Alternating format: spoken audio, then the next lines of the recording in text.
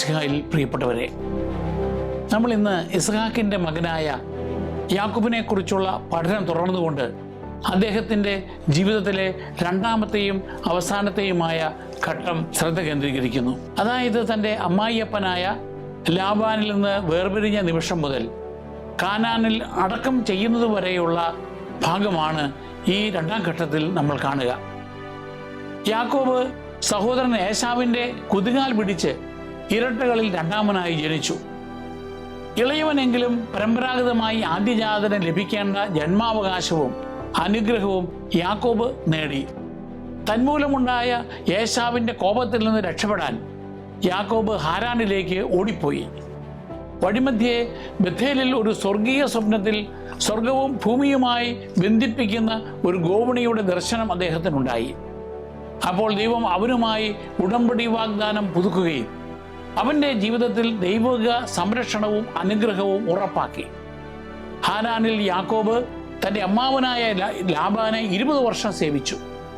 ആദ്യം റാഹേലിനെ വിവാഹം കഴിക്കാൻ 7 വർഷം അധ്വാനിച്ചെങ്കിലും ലഭിച്ചത് മൂത്തവൾ ലേയയാണ്. പിന്നീട് അവൻ റാഹേലിന് വേണ്ടി 7 വർഷം തുടർന്ന് 6 വർഷവും ഒരു ഇടയനായി സേവിച്ചു. ആ സമയത്ത് ദൈവം അവന് വലിയ ആട്ടിൻകൂട്ടങ്ങളെയും കുടുംബാംഗങ്ങളെയും നൽകി അനുഗ്രഹിച്ചു. ലാബാനുമായുള്ള സംഘർഷം വർദ്ധിച്ചു വരുന്നതിനാലും ദൈവകൽപ്പന അനുസരിച്ചും യാക്കോബ് തൻ്റെ കുടുംബത്തോടൊപ്പം ലാബാനെ അറിയിക്കാതെ ഹാരാനിലേക്ക് ഓടിപ്പോയി. അവരെ പിന്തുടർന്ന ലാബാൻ ഗിലെയാദിൽ യാക്കോബുമായി സമാധാന ഉടമ്പടി ഉണ്ടാക്കിയതിന് ശേഷം യാക്കോബ് കാനാനിലേക്ക് യാത്ര തുടർന്നു. എന്നാൽ തൻ്റെ പ്രതിയോഗിയായ ഇരട്ട സഹോദരനായ ഏശാവുമായി അനുരഞ്ജനം നടത്തുവാൻ ഉദ്ദേശിച്ചു. കാനാനിലേക്കുള്ള യാത്രയിൽ ദൈവത്തിൻ്റെ ദൂതന്മാർ യാക്കോബിനെ കണ്ടുമുട്ടി. യാക്കോബ് അവരെ കണ്ടപ്പോൾ ഇത് ദൈവത്തിൻ്റെ പാളയമാണ് എന്ന് പറഞ്ഞു. അങ്ങനെ അവൻ ആ സ്ഥലത്തിന് മഹനീയം എന്ന് പേരിട്ടു. ഉൽപ്പത്തി 32:1-2 വരെയുള്ള വാക്യങ്ങൾ തന്നോടൊപ്പമുള്ള ദിവ്യ സംരക്ഷണത്തിൻ്റെ അടയാളം ആയിരുന്നു. ഉൽപ്പത്തി 32:4-22 വരെയുള്ള വാക്യങ്ങളിലെ വർഷങ്ങൾക്ക് ശേഷം വേർപിരിഞ്ഞ തൻ്റെ സഹോദരൻ ഏശാവുമായി വീണ്ടും ഒന്നിക്കുവാൻ യാക്കോബ് തയ്യാറെടുക്കുന്നു. അവരുടെ പിരിമുറുക്കമുള്ള ചരിത്രത്തെക്കുറിച്ച് അറിയാവുന്ന യാക്കോബ് താൻ ഏശാവിൻ്റെ ദാസനായി തിരിച്ചെത്തുന്നുവെന്നും ലാബാനോടൊപ്പം താമസിച്ചപ്പോൾ ഏറെ സമ്പത്ത് നേടിയെന്നും അറിയിച്ചുകൊണ്ട് എളിമയോടെ ഒരു ആശംസാ സന്ദേശവുമായി ദൂതന്മാരെ മുന്നോട്ട് അയക്കുന്നു. ഏശാവ് 400 പുരുഷന്മാരുമായി തന്നെ നേരിടാൻ വരുന്നുണ്ടെന്ന് യാക്കോബ് മനസ്സിലാക്കുമ്പോൾ അവൻ ഭയപ്പെടുകയും തൻ്റെ കുടുംബത്തെയും സ്വത്തുക്കളെയും സംരക്ഷിക്കുവാൻ തൻ്റെ പാളയം വിഭജിക്കുകയും ചെയ്യുന്നു. ആഴമായ വിനയത്തോടെ യാക്കോബ് ദൈവത്തോട് പ്രാർത്ഥിക്കുന്നു. ദൈവത്തിൻ്റെ മുൻകാല വാഗ്ദാനങ്ങളും അനുഗ്രഹങ്ങളും ഓർമ്മിപ്പിക്കുകയും ഏശാവിൽ നിന്ന് മോചനത്തിനായി അപേക്ഷിക്കുകയും ചെയ്യുന്നു. തൻ്റെ സഹോദരനെ പ്രീണിപ്പിക്കുവാൻ യാക്കോബ് പല ഗ്രൂപ്പുകളായി കന്നുകാലികളെ സമ്മാനമായി അയച്ചു. അവർ കണ്ടുമുട്ടുന്നതിന് മുമ്പ് ഏശാവിൻ്റെ ഹൃദയത്തെ മയപ്പെടുത്തുകയായിരുന്നു ലക്ഷ്യം. ഭയത്തിൻ്റെയും അനിശ്ചിതത്വത്തിൻ്റെയും സമയങ്ങളിൽ എളിമ, അനുരഞ്ജനം, ദൈവത്തിൻ്റെ വാഗ്ദാനങ്ങളിൽ വിശ്വസിക്കൽ എന്നിവയുടെ പ്രാധാന്യം ഈ ഭാഗങ്ങളിൽ നമുക്ക് മനസ്സിലാക്കാം.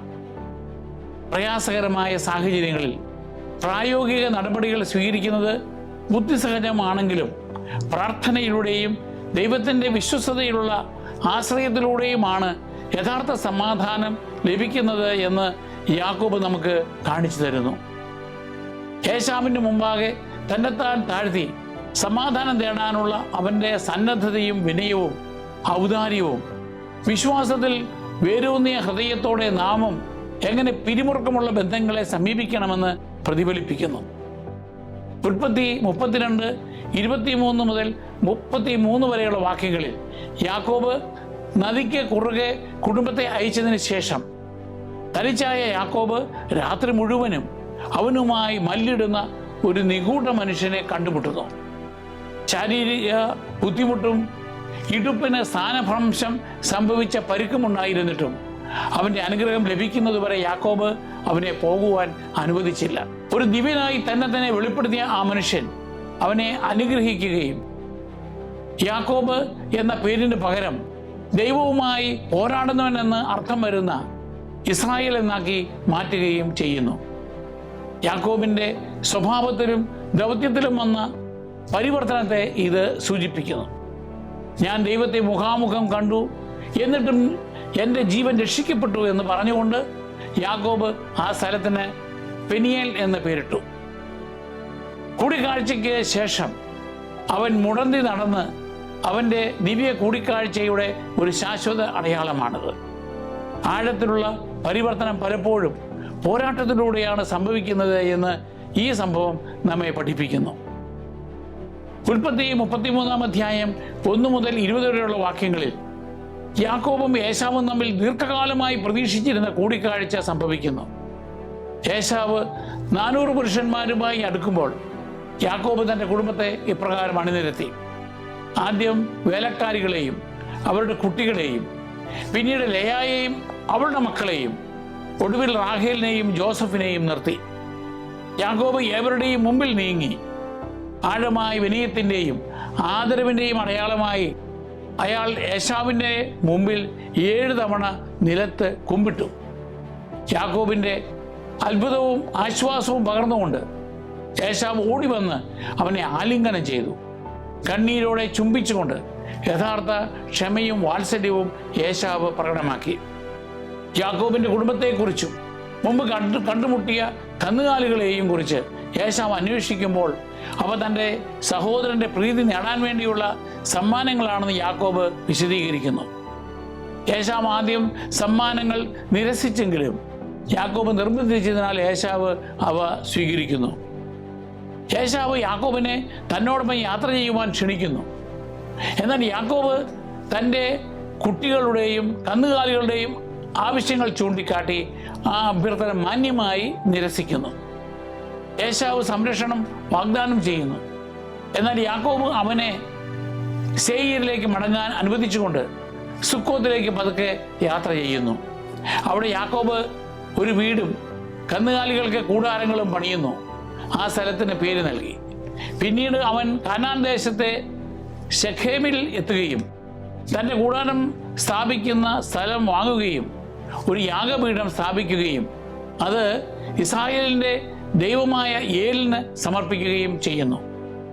ദൈവത്തിൻ്റെ അനുഗ്രഹത്തിന് കീഴിൽ വാഗ്ദാന ദേശത്തേക്കുള്ള ആത്മീയവും ശാരീരികവുമായ തിരിച്ചുവരവായിരുന്നു അത്.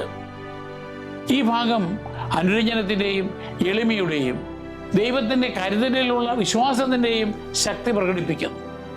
ബന്ധങ്ങളിലെ ആഴത്തിലുള്ള മുറിവുകൾ പോലും വിനയം, കൃപ, സമയം എന്നിവയാൽ സുഖപ്പെടുത്തുവാൻ കഴിയുമെന്ന് ഇത് വ്യക്തമാക്കുന്നു. ഏശാവ് യാക്കോബിനോട് ക്ഷമിക്കുമ്പോൾ അവൻ്റെ ഭയം സന്തോഷമായി മാറുന്നു. ബന്ധങ്ങളിലെ ആഴത്തിലുള്ള മുറിവുകൾ പോലും വിനയം, കൃപ, സമയം എന്നിവയാൽ സുഖപ്പെടുത്തുവാൻ കഴിയുമെന്ന് ഇത് നമ്മെ ഓർമ്മിപ്പിക്കുന്നു. യാഗവേദിയിൽ നാം ബലിവസ്തുക്കൾ അർപ്പിക്കുന്നതിന് മുമ്പ് നമ്മുടെ സഹോദരങ്ങളുമായി അനുരഞ്ജനത്തിലാകണമെന്ന് യേശു നമ്മെ പഠിപ്പിച്ചു. മത്തായിയുടെ സുവിശേഷം 5 അധ്യായം 23-24 വാക്യങ്ങൾ. ഏശാവുമായുള്ള യാക്കോബിൻ്റെ അനുരഞ്ജനം ഈ സത്യത്തിൻ്റെ ഒരു മുൻ നിഴലാണ്. ദൈവം എളിയവരെയും സമാധാന പാലനത്തെയും ബഹുമാനിക്കുന്നു. കരുണയുള്ളവർ ഭാഗ്യവാന്മാർ, കാരണം അവർക്ക് കരുണ ലഭിക്കും. മത്തായിയുടെ സുവിശേഷം 5:7 വാക്യം. ഉൽപ്പത്തി 34 1 മുതൽ 12 വരെയുള്ള വാക്യങ്ങളിൽ യാക്കോബിൻ്റെയും ലേയായുടെയും മകളായ ദീന ആ പ്രദേശത്തെ വനിതകളെ സന്ദർശിക്കുവാൻ പോകുന്നു. അവിടെ ഹിവ്യനായ ഹാമോറിൻ്റെ മകനും പ്രദേശത്തിൻ്റെ നേതാവുമായ ഷെക്കേം അവളെ കാണുകയും ബലാത്സംഗം ചെയ്യുകയും ചെയ്യുന്നു. കടന്നാക്രമണത്തിന് ശേഷവും ഷെക്കേം ദീനയോട് ആഭിമുഖ്യം പുലർത്തുകയും തൻ്റെ പിതാവായ ഹാമോറിനോട് അവളുമായി വിവാഹം ക്രമീകരിക്കുവാൻ അപേക്ഷിക്കുകയും ചെയ്യുന്നു. യാക്കോബ് സംഭവത്തെക്കുറിച്ച് കേൾക്കുമ്പോൾ തൻ്റെ പുത്രന്മാർ വയലിൽ നിന്ന് മടങ്ങി വരുന്നതുവരെ മൗനം പാലിക്കുന്നു. എന്നാൽ സംഭവിച്ചത് കേട്ടപ്പോൾ ദീനായുടെ സഹോദരന്മാർ തങ്ങളുടെ കുടുംബത്തിന് സംഭവിച്ച അപമാനത്തിൽ നീതിയുക്തമായ കോപത്താൽ നിറയുന്നു. ഹാമോറും ഷെക്കേമും യാക്കോബിൻ്റെ കുടുംബത്തെ ഷെക്കേമും ദീനായുമായുള്ള വിവാഹത്തിനും അവരുടെ ജനങ്ങൾക്കിടയിൽ വിശാലമായ സങ്കര വിവാഹത്തിനുമായി നിർദ്ദേശം വയ്ക്കുന്നു. അപ്രകാരം സമ്മതിച്ചാൽ ഉദാരമായ സ്വാതന്ത്ര്യം ആ പ്രദേശത്ത് വാഗ്ദാനം ചെയ്യുന്നു. ദീനായുമായുള്ള വിവാഹത്തിന് ഷെക്കേം എന്തു വിലയും നൽകുവാൻ തയ്യാറായിരുന്നു. ഉൽപ്പത്തി 34:13 മുതൽ 31 വരെയുള്ള വാക്യങ്ങളിൽ യാക്കോബിന്റെ പുത്രന്മാർ, പ്രത്യേകിച്ച് ശെമയോനും ലേവിയും, നഗരത്തിലെ എല്ലാ പുരുഷന്മാരെയും പരിച്ഛേദനം ചെയ്താൽ മാത്രമേ ദീനയെ ഷെക്കേമിന് വിവാഹം കഴിപ്പിക്കുവാൻ സമ്മതിക്കുകയുള്ളൂ എന്ന് കള്ളം പറയുന്നു. ഷെക്കേമും അവൻ്റെ പിതാവായ ഹാമോറും അതിന് സമ്മതിക്കുകയും അവരുടെ ജനങ്ങളെ അത് അനുസരിക്കുവാൻ പ്രേരിപ്പിക്കുകയും ചെയ്യുന്നു. യാക്കോബിന്റെ കുടുംബവുമായി മിസ്ർ വിവാഹം ചെയ്ത് അവരുടെ സമ്പത്ത് നേടാമെന്ന പ്രതീക്ഷയാണ് അവർ ജനങ്ങൾക്ക് നൽകിയത്. പുരുഷന്മാർ 3-ാം ദിവസം പരിച്ഛേദനയുടെ വേദന അനുഭവിക്കുമ്പോൾ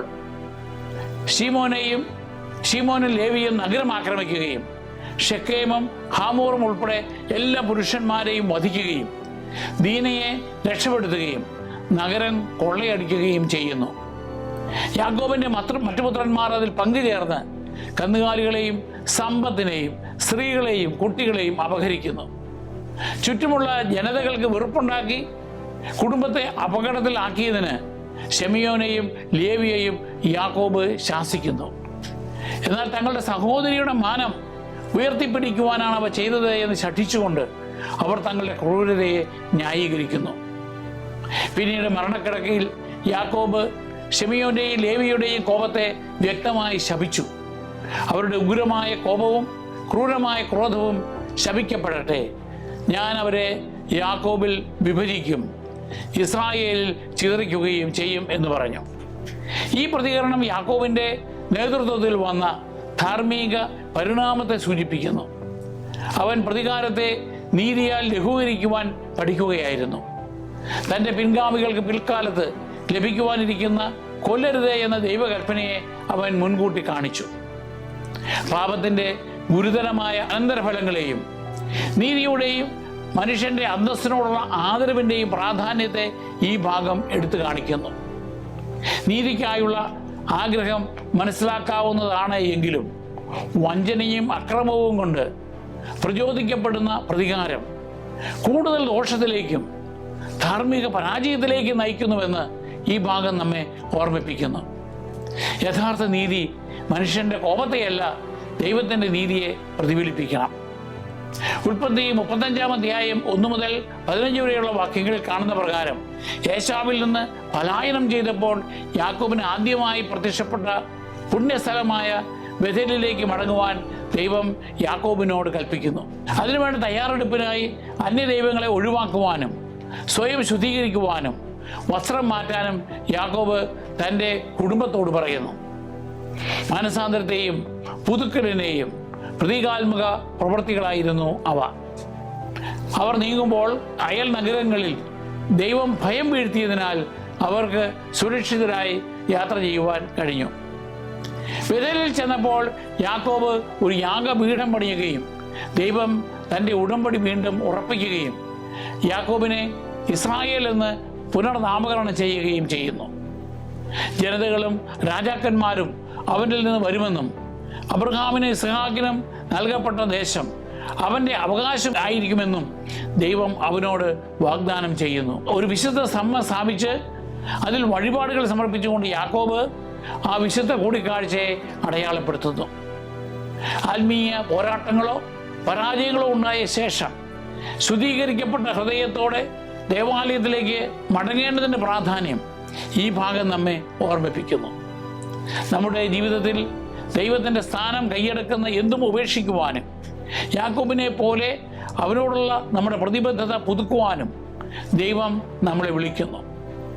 നമ്മുടെ ബേഥേലിലേക്ക് മടങ്ങുമ്പോൾ ദൈവം നമ്മെ കൃപയോടെ കണ്ടുമുട്ടുന്നു.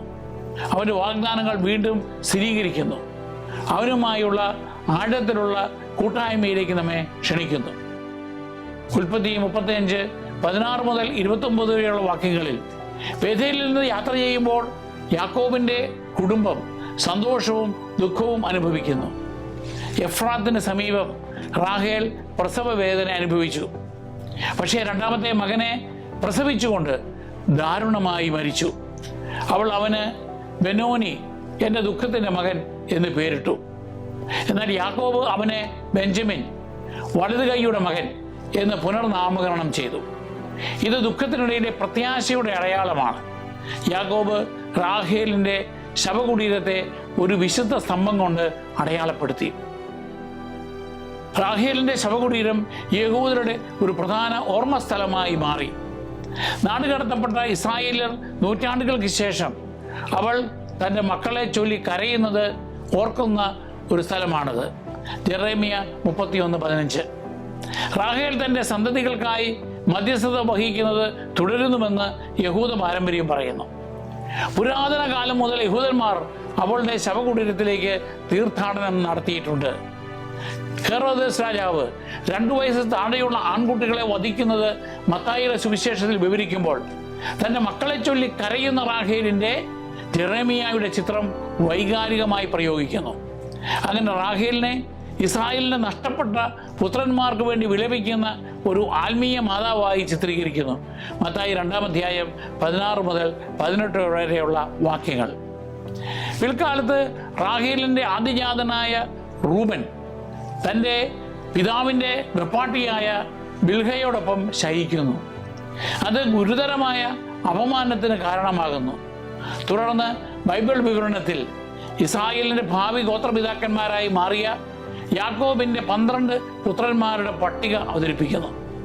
പിന്നീട് യാക്കോബ് ഹെബ്രോണിൽ തൻ്റെ പിതാവായ ഇസ്ഹാക്കുമായി വീണ്ടും ഒന്നിക്കുന്നു. അവിടെ ഇസ്ഹാക്ക് 180 വയസ്സുള്ളപ്പോൾ മരിക്കുകയും പുത്രന്മാരായ ഏശാവും യാക്കോബും അദ്ദേഹത്തെ സംസ്കരിക്കുകയും ചെയ്യുന്നു. വിശ്വാസയാത്രയിലെ വേദനയുടെയും അനുഗ്രഹത്തിൻ്റെയും മിശ്രിതമാണ് നാം വീണ്ടും കാണുക. റൂബൻ്റെ പാപവും പ്രസവ സമയത്തെ റാഹേലിൻ്റെ മരണവും ദൈവത്തിൻ്റെ തിരഞ്ഞെടുക്കപ്പെട്ട കുടുംബം പോലും ദുഃഖവും പരാജയവും എങ്ങനെ നേരിടുന്നുവെന്ന് കാണിക്കുന്നു. ശിശുവിന് വലതു കൈയുടെ മകനെന്നർത്ഥമുള്ള ബെഞ്ചമിൻ എന്ന പേര് യാക്കോബ് മാറ്റിയത് വിശ്വാസം ദുരന്തത്തെ അനുഗ്രഹമാക്കി മാറ്റുന്നത് എങ്ങനെയെന്ന് കാണിക്കുന്നു. ജീവിതത്തിലെ സന്തോഷങ്ങളിലും പരീക്ഷണങ്ങളിലും ദൈവം വിശ്വസ്തനായി തുടരുന്നുവെന്നും കുടുംബത്തെ ബഹുമാനിക്കുവാനും പരാജയങ്ങളിൽ നിന്ന് പഠിക്കുവാനും വിശ്വാസത്തിനും അനുസരണത്തിലും നടക്കാനും നാം വിളിക്കപ്പെട്ടിരിക്കുന്നുവെന്ന് നമ്മെ ഓർമ്മിപ്പിക്കുന്നു. തുടർന്നുള്ള വിവരണത്തിൽ തൻ്റെ പ്രിയമകൻ ജോസഫിൻ്റെ നഷ്ടത്തിൽ യാക്കോബിൻ്റെ ആഴത്തിലുള്ള വ്യക്തിപരമായ ദുഃഖം രേഖപ്പെടുത്തിയിരിക്കുന്നു. റാഹേലിൻ്റെ ആദ്യജാതനായ യോസഫിനോട് യാക്കോബ് പ്രത്യേക വാത്സല്യം കാണിച്ചു. അവന് ബഹുവർണ്ണ കുപ്പായം നൽകിയത് അവൻ്റെ മറ്റു പുത്രന്മാരുടെ അസൂയയ്ക്ക് കാരണമായി. ഉൽപ്പത്തി 37:3-4 വാക്യങ്ങൾ. ക്രൂരമായ വഞ്ചനയിലൂടെ ജോസഫിൻ്റെ സഹോദരന്മാർ അവനെ അടിമയായി വിറ്റു. ജോസഫ് ഒരു കാട്ടുമൃഗത്താൽ കൊല്ലപ്പെട്ടു എന്ന് അവർ പിതാവായ യാക്കോബിനെ തെറ്റിദ്ധരിപ്പിച്ചു. യാക്കോബ് തൻ്റെ വസ്ത്രം വലിച്ചു കീറി ചാക്കുടുത്ത് വളരെ നാൾ തൻ്റെ മകനെക്കുറിച്ച് വിലപിച്ചു. അവൻ്റെ പുത്രന്മാരും പുത്രിമാരും അവനെ ആശ്വസിപ്പിക്കുവാൻ ശ്രമിച്ചു. എന്നാൽ അവർക്ക് കഴിഞ്ഞില്ല. കരഞ്ഞുകൊണ്ട് തന്നെ പാതാളത്തിൽ എൻ്റെ മകൻ്റെ അടുത്തേക്ക് ഞാൻ പോകുമെന്ന് പറഞ്ഞ് അവൻ തൻ്റെ മകനെ ഓർത്ത് വിലപിച്ചു. ഉൽപ്പത്തി 37-ാം അധ്യായം 34-35 വാക്യങ്ങൾ. എല്ലാ ആശ്വാസവും നിരസിച്ച യാക്കോബിൻ്റെ ദുഃഖത്തിൻ്റെ ആഴം തൻ്റെ പ്രിയപുത്രനായ യേശുവിൻ്റെ നിരസിക്കലിലും മരണത്തിലും പിതാവായ ദൈവത്തിൻ്റെ ദുഃഖത്തെ സൂചിപ്പിക്കുന്നു. എന്നിരുന്നാലും ജോസഫിൻ്റെയും ക്രിസ്തുവിൻ്റെയും പീഡാനുഭവത്തിൽ എന്ന പോലെ ദൈവം ദുരന്തത്തിൽ നിന്ന് വിജയം കൊണ്ടുവരുന്നു. വർഷങ്ങൾ കടന്നുപോയി. ഒരു കടുത്ത ക്ഷാമം ആ പ്രദേശത്ത് പടർന്നു. യാക്കോബ് തൻ്റെ പുത്രന്മാരെ ധാന്യം വാങ്ങാൻ ഈജിപ്തിലേക്ക് അയക്കാൻ നിർബന്ധിതനായി. ഉൽപ്പത്തി 42-ാം അധ്യായം. അവിശ്വസനീയമായ ഒരു പരിപാലനയിൽ ഈജിപ്തിൻ്റെ ധാന്യശേഖരം നിയന്ത്രിച്ചത് ഫറവോൻ്റെ ഗവർണറായി അധികാരത്തിലേക്ക് ഉയർന്നു വന്ന ജോസഫായിരുന്നു. ഒടുവിൽ ജോസഫ് തൻ്റെ സഹോദരന്മാർക്ക് തന്നെ വെളിപ്പെടുത്തിയപ്പോൾ അവൻ അവരുടെ കുറ്റകൃത്യം ക്ഷമിച്ചു.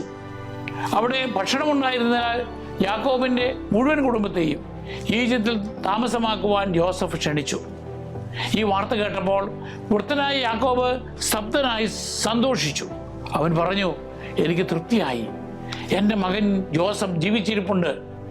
മരിക്കും മുമ്പ് ഞാൻ പോയി അവനെ കാണും. ഉൽപ്പത്തി 45:28 വാക്യം. ദൈവം യാക്കോബിനോട് ഒരു ദർശനത്തിൽ പറഞ്ഞു, ഈജിപ്തിലേക്ക് പോകാൻ ഭയപ്പെടേണ്ട, കാരണം അവിടെ ഞാൻ നിന്നെ വലിയൊരു ജനമാക്കി വളർത്തും. ഞാൻ നിന്റെ കൂടെ ഈജിപ്തിലേക്ക് വരും, നിന്നെ തിരികെ കൊണ്ടുവരികയും ചെയ്യും. മരണസമയത്ത് ജോസഫ് നിന്നെ ശുശ്രൂഷിക്കും. ഉൽപ്പത്തി 46, 3-4 വാക്യങ്ങൾ. അങ്ങനെ ഉറപ്പ് ലഭിച്ച യാക്കോബ് തൻ്റെ വീട്ടിലെ 70 അംഗങ്ങളുമായി ഈജിപ്തിലേക്ക് കുടിയേറി. പുരാതന നിയർ ഈസ്റ്റേൺ പ്രദേശങ്ങളിൽ ക്ഷാമമുണ്ടാകുമ്പോൾ സെമിറ്റിക് ജനത ഈജിപ്തിൽ അഭയം തേടിയിരുന്നു. കാരണം അവിടുത്തെ നൈൽ നദിയുടെ ജലസ്രോതസ് വഴി ആ പ്രദേശം ഫലഭൂയിഷ്ടമായിരുന്നു. കാനാൻ തരിശായിരുന്നപ്പോഴും ഈജിപ്തിൽ ധാന്യം സുലഭമായിരുന്നതിനാൽ പ്രാദേശിക വരൾച്ചക്കാലത്ത് ഈജിപ്ത് ഒരു സ്വാഭാവിക അഭയസ്ഥാനമായി മാറി. 7 വർഷത്തെ ക്ഷാമകാലത്ത് അയൽപ്രദേശങ്ങളെല്ലാം ജോസഫിൽ നിന്ന് ധാന്യം വാങ്ങുവാൻ ഈജിപ്തിലേക്ക് വന്നുവെന്ന് ബൈബിൾ പറയുന്നു. യാക്കോബിൻ്റെ കുടുംബം അത്തരമൊരു കൂട്ടം മാത്രമായിരുന്നു. ക്ഷാമകാലത്ത് കനാനിലും പരിസര പ്രദേശങ്ങളിൽ നിന്നുള്ള ആളുകൾ ഭക്ഷണത്തിനായി ഈജിപ്തിലേക്ക് കുടിയേറുകയോ ആക്രമിക്കുവാൻ ശ്രമിക്കുകയോ ചെയ്തിരുന്നതായി ബൈബിളിന് പുറത്തുള്ള രേഖകളും പറയുന്നു. അപ്പോൾ യാക്കോബിൻ്റെ ഈജിപ്തിലേക്കുള്ള കുടിയേറ്റം കുടുംബ സംഗമത്തിൻ്റെ ഒരു നിമിഷം മാത്രമല്ല, ചരിത്രപരമായ ഒരു യഥാർത്ഥ അതിജീവന നീക്കവുമായിരുന്നു. യാക്കോബും യോസഫും ഈജിപ്തിൽ പുനഃസംഗമിച്ചത് വിശുദ്ധ ഗ്രന്ഥത്തിലെ ഏറ്റവും വികാര നിർഭരമായ രംഗങ്ങളിൽ ഒന്നാണ്. ജോസഫ് തൻ്റെ പിതാവായ ഇസ്രായേലിനെ എതിരേൽക്കാൻ രഥമൊരുക്കി ഗോഷനിലെത്തി. അവൻ പിതാവിനെ കെട്ടിപ്പിടിച്ച് ദീർഘനേരം കരഞ്ഞു. ഇസ്രായേൽ ജോസഫിനോട് പറഞ്ഞു, ഇനി ഞാൻ മരിച്ചുകൊള്ളട്ടെ, എന്നാൽ ഞാൻ നിന്റെ മുഖം കാണുകയും നീ ജീവനോടെ ഇരിക്കുന്നുവെന്ന് അറിയുകയും ചെയ്തിരിക്കുന്നു. ഉൽപ്പത്തി 46, 29, 30 വാക്യങ്ങൾ. യാക്കോബിൻ്റെ സന്തോഷം പൂർണ്ണമായിരുന്നു. ദൈവം അവൻ്റെ വിലാപം പ്രത്യാശയാക്കി മാറ്റി. ഉണ്ണി മിശിഹായെ കരങ്ങളിലെടുത്ത് അനുഗ്രഹിച്ച വൃദ്ധനായ ശമയോന്റെ വാക്കുകൾ ഇവിടെ പ്രതിധ്വനിക്കുന്നു. അദ്ദേഹം പറഞ്ഞു, കർത്താവേ, അവിടുത്തെ വാഗ്ദാനമനുസരിച്ച് ഇപ്പോൾ ഈ ദാസനെ സമാധാനത്തിൽ വിട്ടയക്കണമേ. എന്തെന്നാൽ സകല ജനതകൾക്കും വേണ്ടി അങ്ങ് ഒരുക്കിയിരിക്കുന്ന രക്ഷ എൻ്റെ കണ്ണുകൾ കണ്ടു കഴിഞ്ഞു. ലൂക്കായുടെ സുവിശേഷം 2-ാം അധ്യായം 29 മുതൽ 31 വരെയുള്ള വാക്യങ്ങൾ. ദൈവത്തിൻ്റെ നിർദ്ദേശപ്രകാരം യാക്കോബ് ഈജിപ്തിലെ ഗോഷൻ ദേശത്ത് താമസമാക്കി. അവിടെ ജോസഫ് യാക്കോബിന് വേണ്ടതെല്ലാം നൽകി. ഫറവോന്റെ മുമ്പാകെ യാക്കോബിനെ കൊണ്ടുവന്നപ്പോൾ അദ്ദേഹം ഈജിപ്ഷ്യൻ രാജാവിനെ അനുഗ്രഹിച്ചു. ഭൂമിയിലെ ഏറ്റവും ശക്തമായ സാമ്രാജ്യത്തിൻ്റെ ഭരണാധികാരിക്ക് യാക്കോബ് അനുഗ്രഹം നൽകിയ അത്ഭുതകരമായൊരു കൂടിക്കാഴ്ചയായിരുന്നു അത്. ഉൽപ്പത്തി 47-ാം അധ്യായം 7 മുതൽ 10 വരെയുള്ള വാക്യങ്ങൾ. ഫറവോ യാക്കോബിൻ്റെ ജീവിതത്തിലെ കൃപ തിരിച്ചറിഞ്ഞു. അയാൾ യാക്കോബിൻ്റെ പ്രായമന്വേഷിച്ചു. തനിക്ക് 130 വയസ്സായിരുന്നു എന്ന് അതിന് യാക്കോബ് മറുപടി നൽകി. അത് ഹ്രസ്വവും കഷ്ടപ്പാടുകൾ നിറഞ്ഞതുമായിരുന്നു. ഉൽപ്പത്തി 47:9 എന്ന് അദ്ദേഹം കൂട്ടിച്ചേർത്തു. പരീക്ഷണങ്ങളും അനുഗ്രഹങ്ങളും തുല്യ അളവിൽ നടത്തിയ ഒരു നീണ്ട തീർത്ഥാടനമായിരുന്നു യാക്കോബിൻ്റെ ജീവിതം. യാക്കോബ് ഈജിപ്തിൽ യോസഫിനോടൊപ്പം 17 വർഷങ്ങൾ സമാധാനപരമായി ചെലവഴിച്ചു. തൻ്റെ കുടുംബത്തിൻ്റെ അടുത്ത തലമുറകൾ വളരുന്നത് കണ്ടു. മരണം അടുത്തപ്പോൾ യാക്കോബ് യോസഫിനെ തൻ്റെ പൂർവികർക്കൊപ്പം കാനാനിൽ തന്നെ അടക്കം ചെയ്യുവാൻ സത്യം ചെയ്തു. ഇത് വാഗ്ദത്ത ദേശത്തേക്കുള്ള യാക്കോബിൻ്റെ നിലനിൽക്കുന്ന അടുപ്പം പ്രകടമാക്കുന്നു. തുടർന്ന് അവൻ തൻ്റെ 12 പുത്രന്മാരെയും തൻ്റെ ചുറ്റും വരുത്തി. ഓരോരുത്തരുടെയും മേൽ പ്രവചനപരമായ അനുഗ്രഹങ്ങൾ നൽകി. ഉൽപ്പത്തി 49-ാം അധ്യായം. ഈ അനുഗ്രഹങ്ങൾ അവരിൽ നിന്ന് ഉത്ഭവിക്കാതിരിക്കുന്ന ഗോത്രങ്ങളുടെ ഭാവിയെ വിവരിച്ചു. 17 വർഷത്തിന് ശേഷം 147 വയസ്സുള്ളപ്പോൾ യാക്കോബ് ഈജിപ്തിൽ മരിച്ചു. ഉൽപ്പത്തി 47:28. ജോസഫിന്റെ വാഗ്ദാനപ്രകാരം യാക്കോബിന്റെ മൃതദേഹം ഈജിപ്തിലെ ആചാരപ്രകാരം എംബാം ചെയ്യുകയും ഈജിപ്തിൽ ദേശീയ ദുഃഖാചരണം നടത്തുകയും ചെയ്തു. ഉൽപ്പത്തി 50:2-3 വാക്യങ്ങൾ. എംബാം ചെയ്യുന്നത് മരണാനന്തര ജീവിതത്തിനായി ശരീരം സംരക്ഷിക്കുക എന്ന ലക്ഷ്യത്തോടെ ചെയ്യുന്ന ഒരു ഈജിപ്ഷ്യൻ ആചാരമായിരുന്നുവെങ്കിലും യാക്കോബിൻ്റെ ഉദ്ദേശം യാക്കോബിൻ്റെ ശരീരത്തെ ഒരു ഈജിപ്ഷ്യൻ മമ്മിയാക്കുക എന്നതല്ല, മറിച്ച് അവൻ്റെ അവശിഷ്ടങ്ങൾ അഴുകാതെ കാനാനിലേക്ക് എത്തിക്കുക എന്നതായിരുന്നു. അബ്രഹാം തലമുറകൾക്ക് മുമ്പ് വാങ്ങിയ കനാനിലെ ഹെബ്രോണിനടുത്തുള്ള മക്പെല ഗുഹയിലെ പൂർവികരുടെ ശവകുടീരത്തിൽ തന്നെ അടക്കം ചെയ്യുവാൻ യാക്കോബ് തൻ്റെ പുത്രന്മാരെ കൊണ്ട് സത്യം ചെയ്യിച്ചിരുന്നു. ഉൽപ്പത്തി 49, 29 മുതൽ 32 വരെയുള്ള വാക്യങ്ങൾ. അബ്രഹാമിൻ്റെയും സാറായുടെയും ഇസ്ഹാക്കിൻ്റെയും റെബക്കായുടെയും ശവകുടീരങ്ങളായിരുന്നു അത്. യാക്കോബ് ഇതിനകം തന്നെ തൻ്റെ ആദ്യ ഭാര്യ ലേയായെ അവിടെ അടക്കം ചെയ്തിരുന്നു. തൻ്റെ പിതാക്കന്മാരോടൊപ്പം അന്ത്യവിശ്രമം കൊള്ളണമെന്ന് നിർബന്ധിക്കുന്നതിലൂടെ യാക്കോബ് ദൈവവുമായുള്ള ഉടമ്പടി വാഗ്ദാനത്തിൻ്റെ അവകാശി എന്ന നിലയിൽ തൻ്റെ വ്യക്തിത്വം സ്ഥിരീകരിക്കുകയായിരുന്നു. പുരാതന കാലത്ത് പൂർവികരുടെ അടുത്തായി കുടുംബ ശവകുടീരത്തിൽ അടക്കം ചെയ്യപ്പെടുന്നത് ഒരു വലിയ ബഹുമതിയായി കണക്കാക്കപ്പെട്ടിരുന്നു.